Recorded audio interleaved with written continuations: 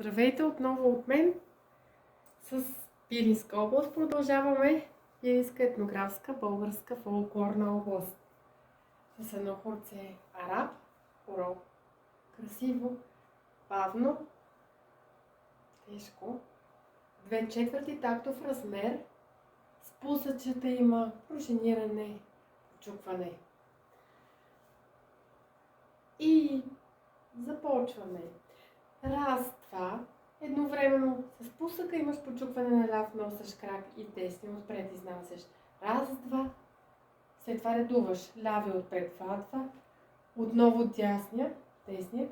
И раз, два, два, три, три спусъка. Симетрични. 4-2 на място, последния спусък с лявото кръче. Подаваш напред, изнасяш и почукваш с десния. Започва от начало. Раз, два, да го свържеме. 2, 3, 2, 4, 2. Сега с лявия крак директно назад. Пристъпваш 5, 2. Обръщаш към центъра на хорото. Изходна първа позиция или шеста. Раз, два, почукваш и завършва с кръстосен ход. Раз, два. Раз, два.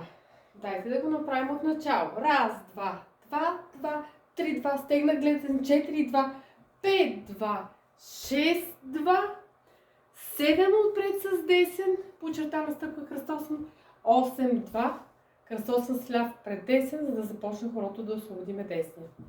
И раз, два, 3, 2, 4, 2, 5, 2, 6, 2, 7, 8, 2. Хайде десен. Може дамите по-нисичко, мъжете с по-висока свивка. Раз, два, хоп, хоп. Сваляме ръцете. Напред последния прескок, кръстосен ход. Продължаваме и ги вдигаме. Ляв, десен, хоп. Десен, десен, ляв. Показвам ги отзад и пускаме музичка. Пускаме. Десен. Ляв изнасяш, десен. Ляв, пружинираш, двата прибираш, почукваш, десен, десен, ляв.